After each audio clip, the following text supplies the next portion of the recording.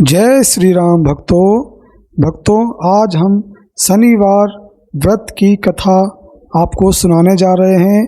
तो आप इस कथा को ध्यान से सुनिए। एक समय सूर्य, चंद्रमा, मंगल, बुध, बृहस्पति, शुक्र, शनि, राहु और केतु इन सब ग्रहों में आपस में विवाद हो गया कि हम में सबसे बड़ा कौन है। सब अपने आप को बड़ा कहते थे। जब आपस में कोई निश्चय ना हो सका तो सब आपस में झगड़ते हुए देवराज इंद्र के पास गए और कहने लगे कि आप सब देवताओं के राजा हैं, इसलिए आप हमारा न्याय करके बतलाएं कि हम नवग्रहों में कौन सबसे बड़ा ग्रह है। देवराज इंद्र देवताओं का प्रश्न सुनकर घबरा गए और कहने लगे कि मुझ में यह सामर्थ्य नहीं है कि मैं किसी को बड़ा या छोटा बतला सकूं। मैं अपने मुख से कुछ नहीं कह सकता। हाँ, एक उपाय हो सकता है। इस समय पृथ्वी पर राजा विक्रमादित्य दूसरों के दुखों का निवारण करने वाले हैं, इसलिए आप सब मिलकर उन्हीं के पास जाएं। वही आपके विवाद का निवारण करेंगे।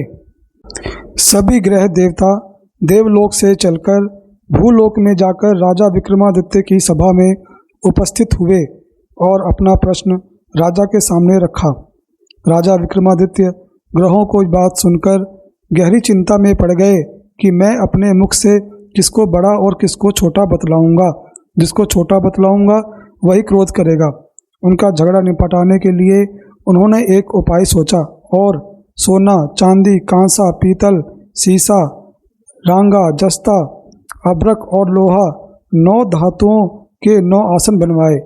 सब आसनों को क्रम से जैसे सोना सबसे पहले और लोहा सबसे पीछे बिछाया गया। इसके पश्चात राजा ने सब ग्रहों से कहा कि आप सब अपना अपना आसन ग्रहण करें।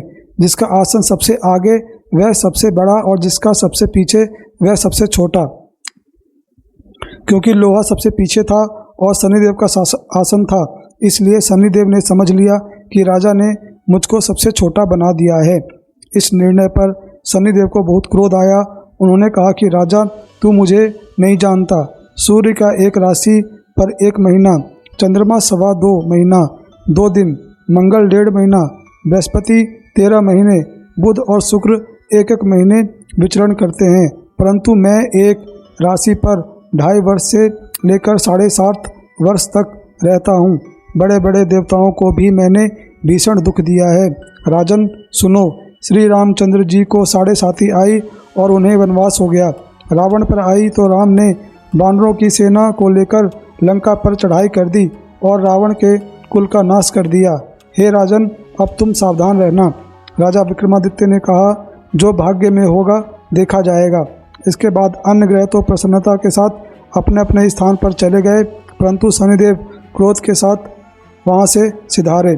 कुछ काल व्यतीत होने पर राजा विक्रमादित्य को 7.5 की दशा आई तो शनिदेव घोड़ों के सौदागर बनकर अनेक घोड़ों के सहित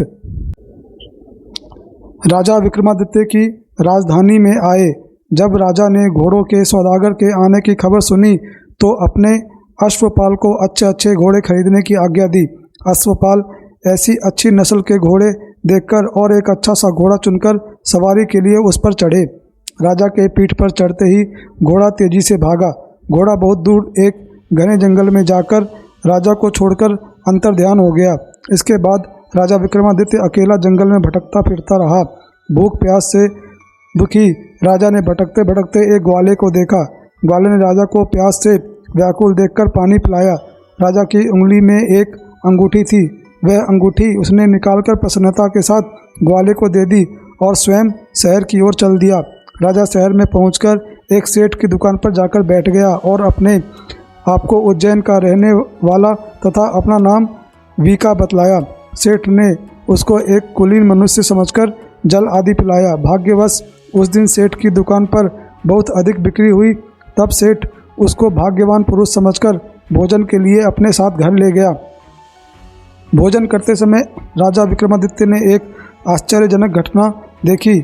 जिस खूंटी पर हार लटक रहा था वह खूंटी उस हार को निगल रही थी। भोजन के पश्चात जब सेठ कमरे में आया तो उसे कमरे में हार नहीं मिला। उसने यही निश्चय किया कि सिवाय विका के कोई और इस कमरे में नहीं आया, अतः अवश्य ही उसी ने हार चोरी किया है। परंतु विका ने हार लेने से इनकार कर दिया। इस पर 5-7 आदमी उसको पकड़कर नगर कोतवाल के पास ले गए।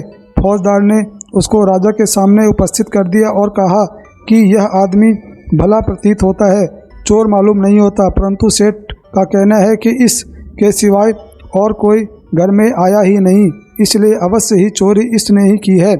राजा ने आज्ञा दी कि इसके हाथ पैर काटकर चौरंगिया किया जाए, परंतु तुरंत राजा की आज्ञा का पालन किया गया और विका के हाथ पैर काट दिए गए।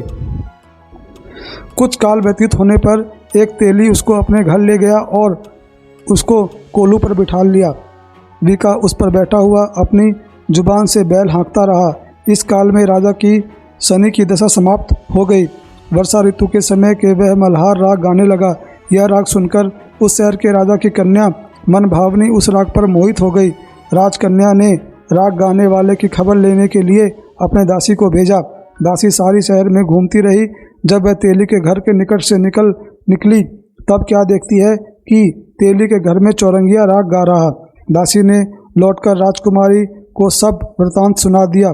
बस उसी क्षण राजकुमारी मन भावनी ने अपने मन में यह प्रण लिया, चाहे कुछ भी हो, मैंने चौरंगिया के साथ ही विवाह करना है। प्रातःकाल होते ही जब दासी ने राजकुमारी मन भावनी को जगाना चाहा तो राजकुमारी अनशन व्रत लेकर पड़ी रही। दासी ने रानी के पास जाकर राजकुमारी के न उठने की वृतांत कहा। रानी ने वहां आकर राजकुमारी को जगाया और उसके दुख का कारण पूछा। राजकुमारी ने कहा, माताजी, मैंने यह प्रण कर लिया है कि तेली के घर में जो चौरंगिया है मैं उसी के साथ विवाह करूंगी। माता ने कहा, पगली, तू यह क्या कह रही है? तुझे किसी देश के राजा के साथ परिणाया जाएगा। कन्या कहने लगी कि माताजी, मैं अपना प्रण कभी नहीं तोड़ूंगी। माता ने चिंतित होकर यह बात महाराज को बताई। महाराज ने भी यह आकर उसे समझाया कि मैंने अभी देशांतर में अपने दूत भेजकर सुयोग्य, रूपवान एवं बड़े बड़े गुणी राजकुमार के साथ तुम्हारा विवाह करूंगा। ऐसी बात तुम्हें कभी नहीं करनी चाहिए। परंतु राजकुमारी ने कहा, पिताजी, मैं अपने प्राण त्याग दूंगी, परंतु किसी दूसरे से विवाह नहीं करूंगी। यह सुनकर राजा ने क्रोध में यह कहा, यदि तेरे भाग्य में ऐसा ही लिखा है तो जैसी तेरी इच्छा है वैसा ही कर। राजा ने तेली को बुलाकर कहा कि तेरे घर में जो चौरंगिया है उसके साथ साथ मैं अपनी कन्या का विवाह करना चाहता हूँ। तेली ने कहा, महाराज, यह कैसे हो सकता है? राजा ने कहा कि भाग्य के लिखे को कोई टाल नहीं सकता। अपने घर जाकर विवाह की तैयारी करो। राजा ने सारी तैयारी कर तोड़ और बंदवार लगवाकर राजकुमारी का विवाह चौरंगिया के साथ कर दिया। रात्रि को जब विक्रमादित्य और राजकुमारी महल में सोए तब आधी रात के समय शनिदेव ने विक्रमादित्य को स्वप्न दिया और कहा कि राजा, मुझको छोटा बतलाकर तुमने कितना दुख उठाया। राजा ने शनिदेव को से क्षमा मांगी। शनिदेव ने राजा को क्षमा कर दिया और प्रसन्न होकर विक्रमादित्य को हाथ पैर दे दिए।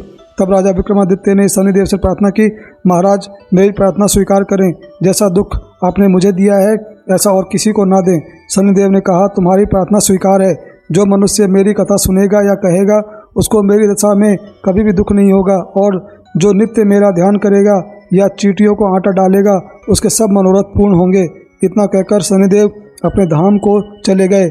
जब राजकुमारी मन भावनी की आँख खुली और उसने चौरंगिया को हाथ पांव देखा तो आश्चर्यचकित हो गई। उसको देखकर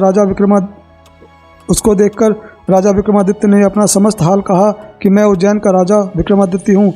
यह घटना सुनकर राजकुमारी अत्यंत प्रसन्न हुई। प्रातःकाल राजकुमारी से उसकी सखियों ने पिछली रात का हाल पूछा तो उसने अपने पति के समस्त वृत्तांत बताया।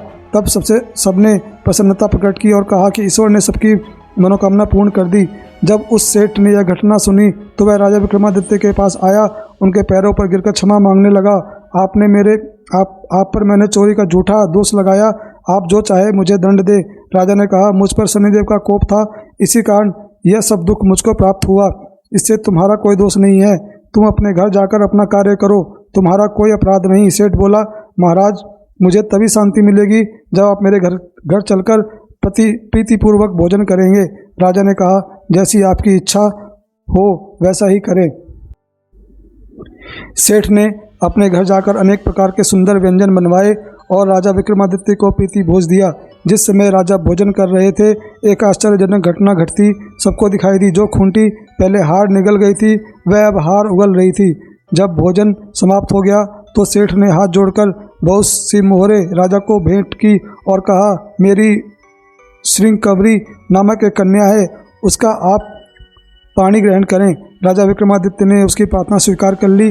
तब सेठ ने अपनी कन्या का विवाह राजा के साथ कर दिया और बहुत सा दान दहेज आदि दिया। कुछ दिन तक उस राज्य में निवास करने के पश्चात राजा विक्रमादित्य ने अपने ससुर राजा से कहा कि अब मेरी उज्जैन जाने की इच्छा है। कुछ दिन बाद विदा लेकर राजकुमारी मनभावनी सेठ की कन्या तथा दोनों जगह से मिला दहेज में प्राप्त अनेक दास दासी, रथ और पालकियों सहित राजा विक्रमादित्य उज्जैन की तरफ चले। जब वह शहर के निकट पहुँचे और पूर्ववासियों ने राजा के आने का संवाद सुना तो उज्जैन की समस्त प्रजा अगवानी के लिए आई। प्रसन्नता से राजा अपने महल में पधारे। सारे नगर में भारी उत्सव मनाया गया और रात्रि को दीपमाला की गई। दूसरे दिन राजा ने अपने पूरे राज्य में यह घोषणा करवाई कि शनि देवता सब ग्रहों में सर्वोपरि हैं।